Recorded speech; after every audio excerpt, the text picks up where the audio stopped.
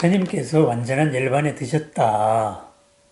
이래서 그 다음번에 필연적으로 생기는 문제가 바로 종교적인 문제입니다. 종교적으로. 그러면 부처님은 돌아가셨으니까 우리하고 아무 관계 없겠네. 이렇게 생각할 수가 있습니다. 그런데 그렇지 않다.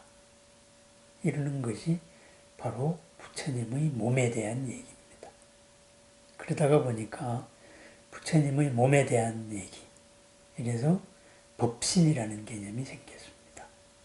이제 부처님은 몸이 없어졌잖아요. 역사적으로 나타났던 우리 서가모니 부처님이 몸이 없어졌잖아요. 이제 서가모니 부처님은 서가모니 부처님으로 나타날 수 없는 겁니다. 그리고 그분의 가르침이 있습니다. 그러면은 그분의 가르침만 있다? 뭔가 좀 공허하잖아요. 그죠? 또 부처님께서 말씀하시기를 태어남이 부서지고 청정한 삶이 이루어졌다. 이게 해탈선언이거든요.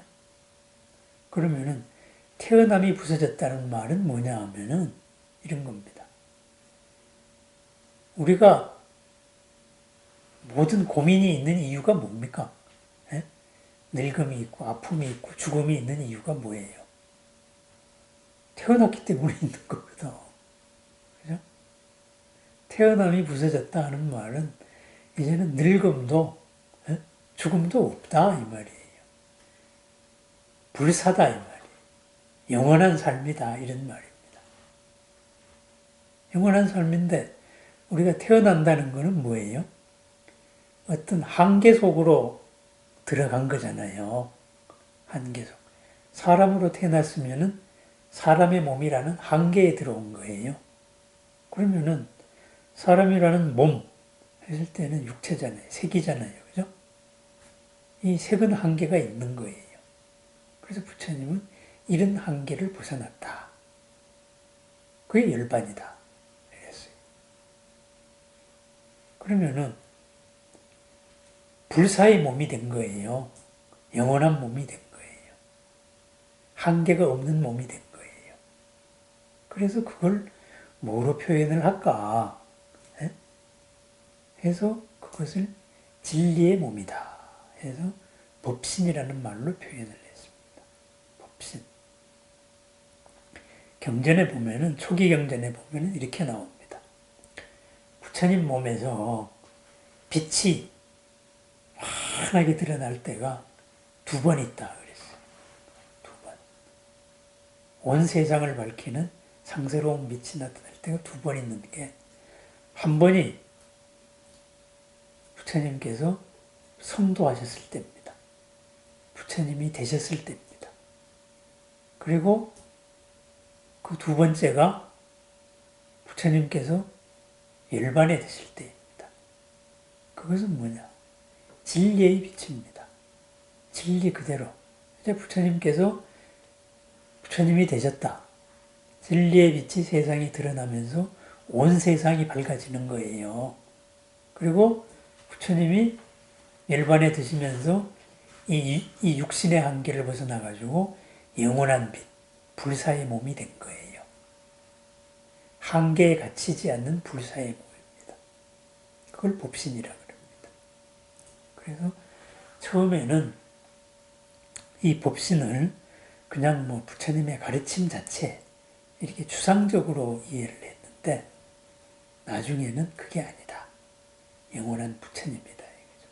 그러면은 우리는 한계 속에 갇혀 있는 존재들이잖아요. 그죠? 그럼 우리가 한계 속에서 한계 없는 부처님을 어떻게 보겠어요? 부처님은 항상 있는데 그거는 자기 수준 따라 보는 수밖에 없어요.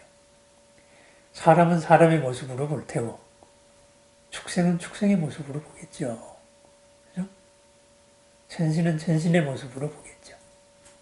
그게 자기 수준에 따라서 보는 부처님입니다. 그것이 응신입니다. 우리들한테 응하는 것. 또 화신이라고도 말합니다. 화신. 그래서 내가 관세음보살을 기도한다. 그랬을 때 관세음보살이 본체는 우리하고 수준이 다르잖아요. 빛 그대로입니다. 아니, 빛의 차원을 넘어서 있을 수도 있습니다. 3계의 모든 차원에 다 나타날 수가 있으니까. 그렇지만은 우리한테는 그걸 인식을 못하잖아요. 내가 삼매에 들어갔으면, 선정에 들어갔으면 선정 상태로서의 관세음보살을 볼 수 있습니다. 그런데 그러지 않을 때에는 내 생각 수준으로밖에 못 보는 거예요. 그게 화신이다 이 말이에요. 그 다음에 또 어떤 몸이 있느냐, 그죠? 영원히 걸림없는 법신이신데 스스로의 서원에 의해 가지고 한계로서의 몸을 낮추실 수가 있어요. 법장비구는 세자재왕 부처가 됐습니다. 세자재라는 말은 뭐예요? 어떤 세간이든지 간에 자유로이 낮출 수 있다. 거기에서 왕자가 붙었으니까 으뜸이다 이거거든요. 모든 존재한테도 다 그 존재에 맞게 세간을 낮출 수가 있는 분이다 이거죠. 그런데 어떻게 낮췄어요? 서방정토 극락세계로 낮췄습니다. 왜? 48 원력에 의해 가지고. 그렇게 해서 한계가 없는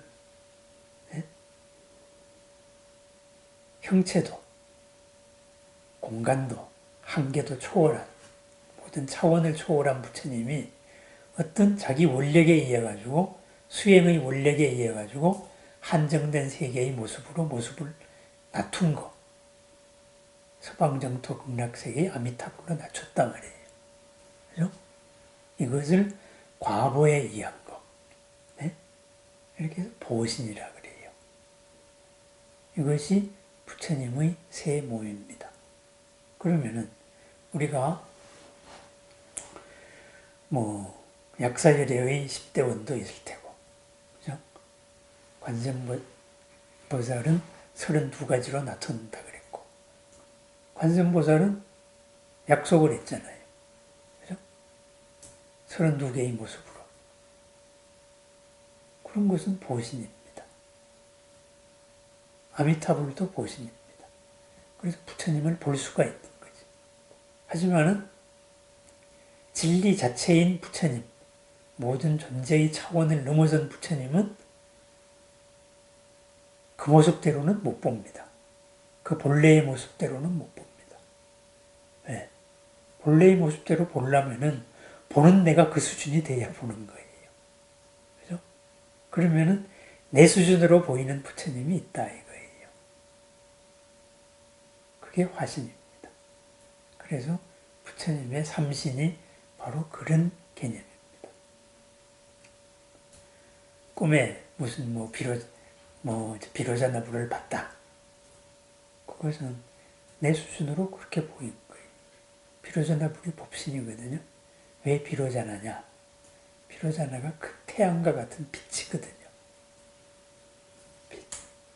빛에 무슨 모습이 있어요? 없잖아요. 그죠? 빛이 드러나면 뭐가 없어지죠? 어둠이 없어지죠.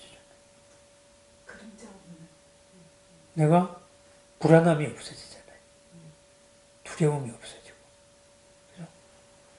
불안하다, 두렵다 하는 거는 뭔가 한계에 부닥쳤을 때 생기는 거잖아요.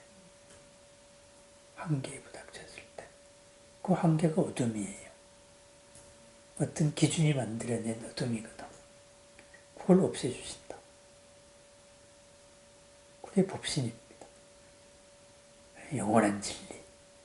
그래서 그 법신을 우리가 전각적으로 표현할 때 대장경을 모신대. 이런 데서는 이제 법신부를 모시는 거죠. 안경들이 진리니까 이렇게 말하죠. 또 하나 이제 법신불 했을 때는 법신은 뭐예요? 또 형체가 없잖아요. 그러니까는 정멸보공 같은데 불상을 안 보셔버리잖아요. 네? 정암사나 이런 데 가면은 네? 뒷산에다가 쫙 창문 하나 터놓고 부처님 해버리잖아요. 형체가 없는 거예요. 형체가 없으면 뭐예요? 형체 있는 모든 것을 다 안고 있는 거죠. 형체가 있으면 한계가 있으니까. 그래서 법신, 보신, 화신. 보신은 공덕의 과보로서, 서원의 과보로서 나타난 정도. 그런 거. 그럼 우리가 볼 수 있는 건 뭐예요? 화신이죠. 화신. 방송국에서 이렇게 전파로 쐈어요. 그죠? 온 허공에 전파가 있어요. 그랬는데 우리가 기계를 딱 조작해가지고 주파수를 맞춰서 그것을 소리로 바꿔내면은 그럼 우리 소리로 들을 수가 있잖아요. 그게 화신입니다. 화신. 그래서 부처님의 삼신이 바로 그런 거고, 그럼 이 삼신이 바로 대승불교에서만 생겼느냐? 아니에요.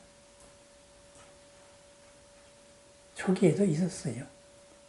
다만 소박하게 있었지.